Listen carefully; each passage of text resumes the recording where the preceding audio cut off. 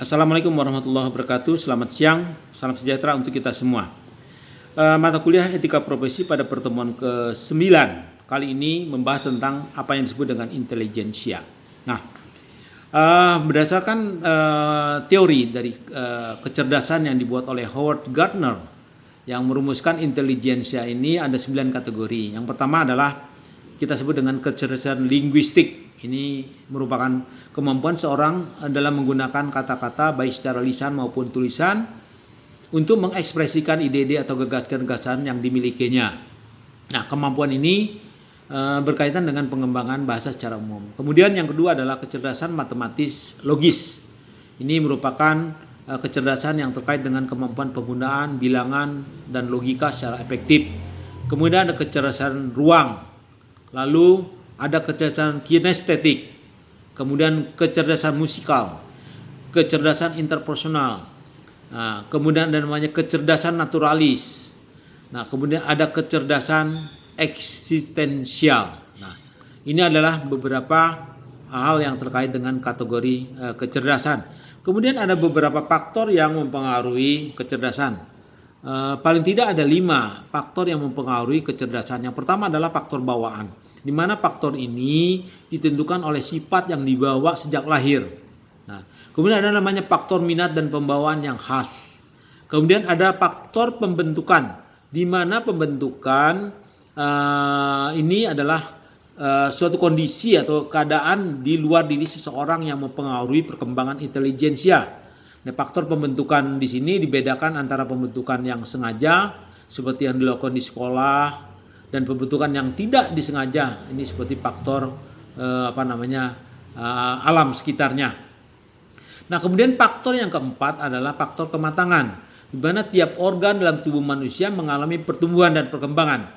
Setiap organ manusia baik fisik maupun psikis dapat dikatakan telah matang jika ia telah tumbuh dan berkembang sehingga mencapai suatu kesanggupan untuk menjelaskan fungsinya masing-masing. Nah, kemudian ada yang kelima adalah faktor yang mempengaruhi adalah faktor kebebasan. Nah, kemudian dalam kaitan dengan yang namanya intelijensia, ada beberapa rumpun intelijensia. Nah, ini karena kecerdasan itu bersifat multidimensial. Nah, oleh karena itu ada beberapa rumpun intelijensia. Yang pertama adalah yang disebut dengan IQ atau Intelligence Quotient. Nah, yang kedua adalah EQ atau Emotional Quotient. Yang ketiga adalah EQ atau Adversity Quotient. Yang keempat adalah SQ, Spiritual Quotient. Yang kelima adalah CQ atau Creativity Quotient. Yang keenam adalah ESQ atau Emotional Spiritual Quotient. Nah, satu persatu kita sebutkan bahwa Intelligence Quotient atau IQ ini telah sama kita ketahui bahwa pendapat dari yang namanya Sorensen bahwa IQ adalah kemampuan untuk berpikir abstrak, belajar merespon, dan kemampuan untuk beradaptasi dengan lingkungan.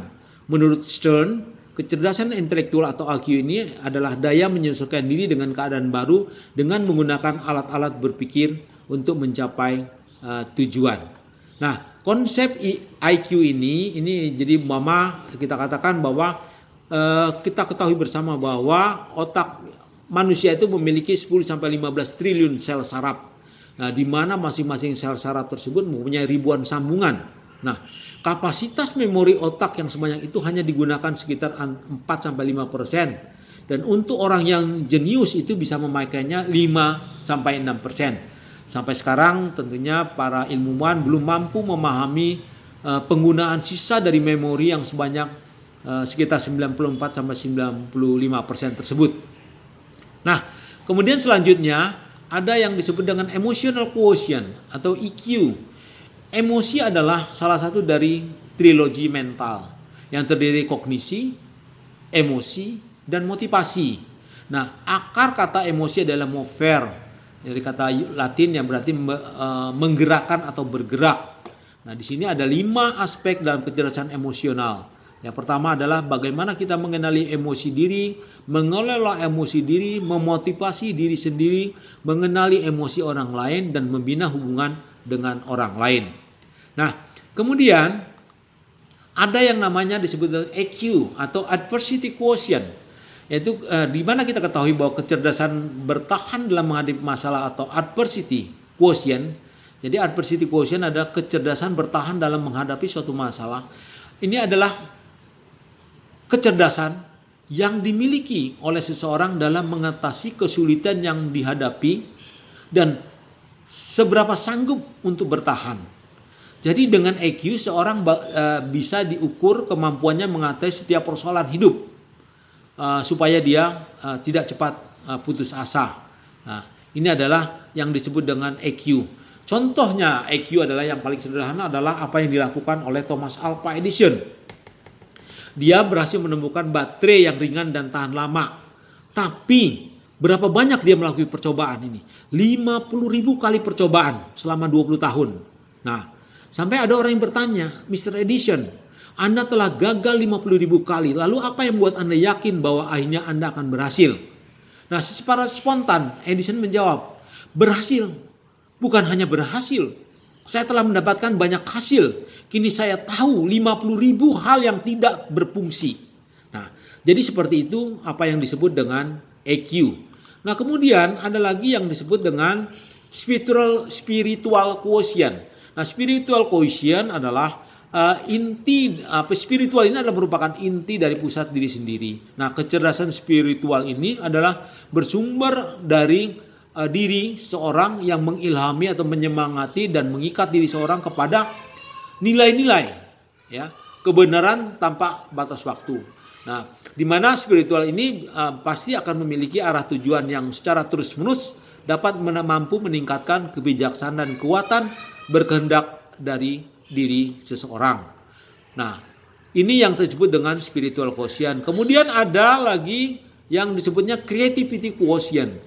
Nah, creativity quotient ini adalah potensi seseorang untuk memunculkan sesuatu yang terkait dengan penemuan-penemuan baru dalam bidang ilmu dan teknologi atau bidang lainnya, di mana secara umum adalah creativity ini mampu menciptakan dan mampu menghasilkan suatu inovasi.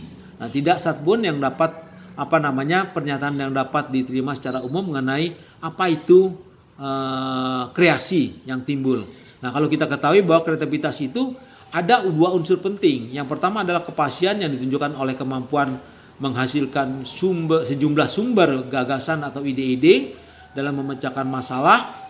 Kemudian adalah flexibility atau keluasan yang pada umumnya mengacu pada kemampuan untuk menemukan gagasan-gagasan atau ide yang berbeda-beda dan dalam kaitan dengan pemecahan masalah.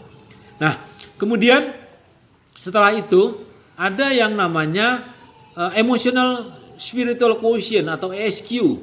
Nah, ESQ ini adalah suatu metode pembangunan jiwa yang menggabungkan antara dua unsur kecerdasan, yaitu kecerdasan emosional atau EQ dan kecerdasan spiritual SQ, dengan memanfaatkan kekuatan-kekuatan pikiran bawah sadar atau yang dikenal dengan suara hati atau gut spot. Ini menurut pendapat Ari Ginanjar Agustian. Nah, kemudian dalam kaitan dengan apa yang namanya emotional quotient, ini sangat mutlak diperlukan agar seseorang mampu memahami dirinya sendiri serta juga lingkungan. Ya, kehadiran daripada emotional quotient pada manusia ini tidak cukup, melainkan juga harus tidak cukup dengan EQ, tapi juga harus diimbangi dengan yang namanya SQ.